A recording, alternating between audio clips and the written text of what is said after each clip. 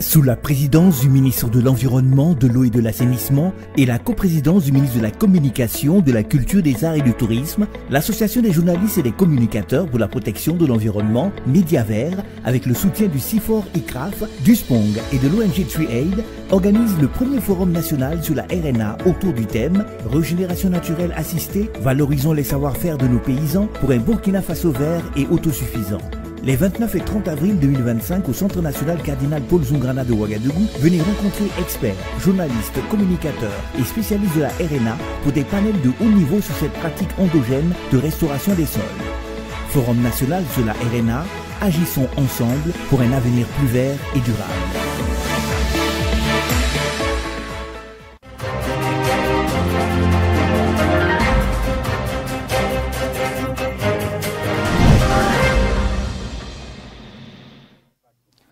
Mesdames, Messieurs, chers abonnés de Faso Green TV, bonsoir et bienvenue à ce journal dont voici les grandes articulations. La troisième édition du mois du patrimoine burkinabé bat son plein depuis le 18 avril 2025. Le lancement officiel est intervenu à Bobo-Dioulasso le 17 avril dernier. Et dans le cadre de ce mois du patrimoine, votre média Faso Green TV met un point d'honneur sur les plats traditionnels. Quelle place ont-ils dans la société burkinabé actuelle? À quel degré sont-ils consommés? Élément de réponse dans une poignée de minutes. Et puis, le soleil brûle à Ouagadougou comme dans plusieurs autres parties du Burkina. Oui, c'est la canicule et à cette période, la glace fait partie des grandes consommations. Les vendeuses de glace se frottent ainsi donc les mains à cette période de l'année, même si les coupures d'électricité viennent ralentir quelquefois leur activité. Voilà, mesdames, messieurs, c'était le menu de cette édition. Bonsoir à nouveau et merci de choisir Faso Green TV pour vous informer. 18 avril, 18 mai 2025, c'est le mois du patrimoine burkinabé, lancé le 17 avril dernier à Bobo-Dioulasso.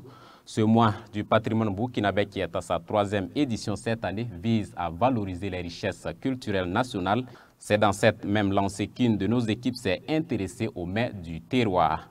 Elle a pris l'avis d'abord de certains citoyens sur l'instauration de ce mois. Est-ce qu'ils valorisent également les mets traditionnels burkinabés? Élément de réponse dans ce reportage signé Josiane Koulibaly et Colette Ilboulo. Depuis 2023, le gouvernement burkinabé a institué le mois du patrimoine burkinabé. Un mois qui vient ainsi pour rappeler à chaque burkinabé de l'intérieur comme de l'extérieur l'importance de la valorisation des richesses culturelles, mais aussi les inviter à s'approprier leur patrimoine. La troisième édition de ce mois a été lancée dans la ville de Bobo-Dioulasso et va s'étendre du 18 avril au 18 mai 2025. Le mois du patrimoine burkinabé est ainsi une occasion privilégiée pour chaque burkinabé de renouer avec son histoire, de renforcer sa fierté nationale et de s'engager dans la transmission des savoirs et des traditions. C'est en cela que l'instauration de ce mois est bien appréciée par certains citoyens burkinabés. Moi, je pense que c'est une très bonne idée. C'est nécessaire même de valoriser nos patrimoines culturels parce que c'est la seule chose qui nous donne notre identité propre à nous-mêmes. Une très grande fierté pour nous. Ça nous permet encore plus de valoriser notre patrimoine, de montrer aux gens que le Burkina Faso a pas mal de choses, même si à un moment donné on n'avait pas ces choses-là, maintenant on peut le dire ouvertement. Le Burkina Faso regorge de nombreuses richesses, aussi bien sur le plan vestimentaire que sur le plan gastronomique. Ces citoyens disent valoriser ces richesses culturelles autant que possible. Personnellement, j'aime manger. Je valorise par exemple le babenda, le gaoré, surtout le babenda là. J'adore le babenda accompagné avec beaucoup de sauce comme ça là. Ça prend et puis c'est mangeable à tout moment. On peut manger ça le matin, midi, le soir. En plus, c'est fait à base de feuilles naturelles. Tout ce qui est naturel est bon pour notre santé. À chaque fois que nous rentrons au Burkina Faso, moi personnellement en vacances, je repars avec le Faso dans famille, quelques tenues, des amis qui commandent et on a des journées où on essaie vraiment de valoriser les activités burkinabées. Il y a une petite communauté, même si elle n'est pas forte au Luxembourg, on a des journées burkinabées et on ne présente que des produits locaux. Et moi, vous allez rigoler, mais mon plat préféré c'est le babenda. Ça n'a rien à voir, mais c'est le babenda. Et quand on a dans la communauté, il y a des gens qui le font, on voit le souma, le benga, et quand on passe les journées là ensemble, c'est très bien. Ces citoyens invitent les Burkinabés qui sont encore réticents à valoriser tout ce qui vient du terroir et à surtout consommer local. Car selon eux, c'est ainsi qu'on pourra non seulement contribuer au développement du pays, mais aussi faire voyager nos richesses hors de nos frontières. Il faudrait qu'on essaie aussi de consommer local, parce que c'est dans ce sens-là que tout ça est mis en place pour permettre à chacun aussi d'aller puiser les ressources dans nos racines pour qu'on puisse développer nos pays au lieu d'aller tout le temps consommer à l'extérieur en fait. Donc c'est une initiative bienvenue et on va soutenir parce qu'on est aussi burkinabé. Le patrimoine, c'est votre identité. Si vous laissez le patrimoine, vous êtes une personne égarée. Vous ne pourrez jamais vous retrouver. Vous ne serez jamais occidentaux, vous ne serez jamais africains si vous laissez votre patrimoine. On est tous burkinabés, on doit être fiers de l'être. Comme l'a dit le père de la Révolution, Thomas Sankara, produisons ce que nous consommons et consommons ce que nous produisons. Quand tu viens d'un pays, il faut justement valoriser ces choses-là. Et il faut le dire, c'est bio. Quand tu manges, tu consommes burkinabé, tu manges les aliments de ton terroir, c'est bio. Ça n'a rien à voir. C'est pas, moi je vais loin, le message que je vais leur passer, c'est consommer bio. Consommez burkinabé et vous verrez ce que ça peut vous apporter. Cette 3e édition du mois du patrimoine burkinabé est placée sous le thème Patrimoine culturel et développement économique. Mars, avril, mai, c'est la période de forte chaleur au Burkina Faso et cette période profite à un certain nombre de secteurs d'activité. C'est le cas de la vente de glace. Avec des températures qui tournent autour de 40 degrés, la glace fait partie des grandes consommations. Certaines vendeuses se retrouvent ainsi avec 5 000 ou 6 000 francs de glace vendue par jour. Ce sont les bonnes affaires chez Mariam Lengani en cette période de forte chaleur. À cette période, la glace fait partie des produits les plus sollicités par de nombreuses personnes. Entre bouchers pour des raisons de conservation et consommateurs individuels, la clientèle est diversifiée. Et Mariam Lengane arrive à tirer son épingle du jeu. Bon, vraiment, la glace, là, ça marche dans ces derniers temps. Seulement, la chaleur, ça prend du temps avant de former, quoi. Sinon, dans ces derniers temps, en tout cas, la glace, là, ça va. Pour les clients, il y a deux catégories. Ceux de la matinée et ceux de la soirée. Quand on met le matin et la nuit, le matin on vient enlever. Puis on remet le soir. Et pour le soir, il y a d'autres clients qui viennent enlever le soir. D'ici 19h, les vendeurs de boucher, là, eux, ils viennent enlever. C'est également la même chose chez Zenabo Ilboudo. La période caniculaire est celle du frottement des mains quand on est dans la vente de glace. Ce sont les gens qui passent sur la route et puis des fois il y a des femmes aussi qui viennent prendre ça et puis ils partent aller vendre.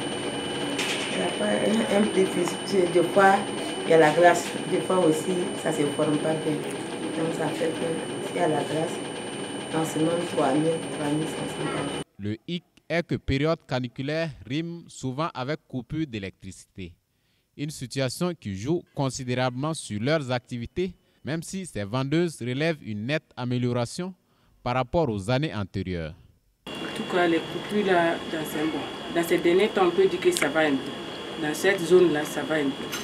Sinon, une fois que glace la veut former, là, quand il courant la coupe, là, ça va répondre encore, donc ça ne nous arrange pas. Les coupures, ça joue, mais cette année, ça vaut mieux que l'année passée. Malgré tout, ces vendeuses de glace arrivent à faire de bonnes affaires avec des chiffres d'affaires avoisinant les 6 000 francs par jour. Venons-en à présent à cette actualité. L'antenne régionale de l'Agence nationale des évaluations environnementales a officiellement lancé la campagne d'inspection environnementale inopinée de l'année 2025 des établissements classés de la protection de l'environnement. La visite surprise s'est déroulée le mardi 22 avril 2025 sur le site de la mine d'or de Wagnon Gold, opération de la Société de participation minière du Burkina Faso. C'est dans la commune de Niankoro-Dougou, province de la Léraba, région des Cascades. Et c'est Kokou Mieso qui nous donne les précisions. L'antenne régionale de l'Ouest de l'Agence nationale des évaluations environnementales a lancé la campagne d'inspection environnementale inopinée de l'année 2025 des établissements classés pour la protection de l'environnement. La visite inopinée a eu lieu le mardi 22 avril 2025 sur le site de la mine d'or de Wanion Gold Operation de la société à participation minière du Burkina Faso, Sopamib, dans la commune de Niankorodougou, province de la Léraba, région des Cascades. Karim Siri, secrétaire général de l'Agence des évaluations environnementales à Nèves, a donné le coup d'envoi de ces activités de contrôle. Au cours de cette journée de contrôle, l'équipe de l'ANEV a inspecté divers aspects de la mine, tels que la gestion des déchets, le traitement des eaux utilisées dans le traitement du minerai et le parc à résidus. L'équipe a pu observer le système mis en place pour préserver l'environnement direct de la mine et celui des populations riveraines. La mission d'inspection inopinée marque le début de la campagne d'inspection des établissements classés pour la protection de l'environnement au titre de l'année 2025 dans la région des Hauts-Bassins, de la boucle du Mouroun, des Cascades et du Sud-Ouest. Environ 60 établissements seront inspectés. En plus du rôle de surveillance environnementale, cette antenne régionale de l'ANEV vise à encourager les entreprises à s'engager de manière volontaire et citoyenne pour un développement durable respectueux des générations futures.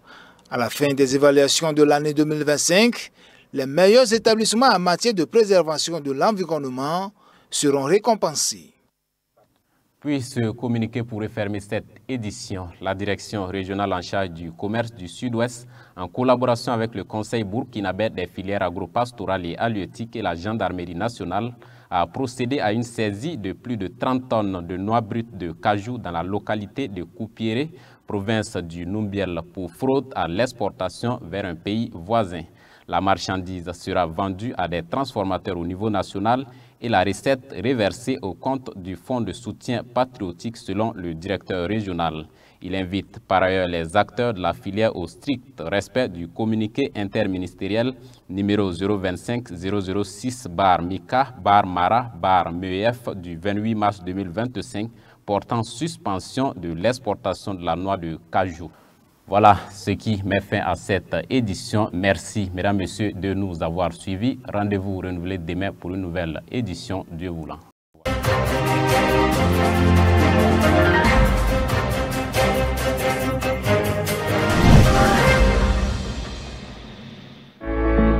Sous la présidence du ministre de l'Environnement, de l'Eau et de l'Assainissement et la coprésidence du ministre de la Communication, de la Culture, des Arts et du Tourisme, l'Association des journalistes et des communicateurs pour la protection de l'environnement, Mediavert, avec le soutien du CIFOR ICRAF, du SPONG et de l'ONG TreeAid, organise le premier forum national sur la RNA autour du thème « Régénération naturelle assistée, valorisons les savoir-faire de nos paysans pour un Burkina Faso vert et autosuffisant ». Les 29 et 30 avril 2025 au Centre national Cardinal Paul Zungrana de Ouagadougou, venez rencontrer experts, journalistes, communicateurs et spécialistes de la RNA pour des panels de haut niveau sur cette pratique endogène de restauration des sols. Forum national sur la RNA, agissons ensemble pour un avenir plus vert et durable.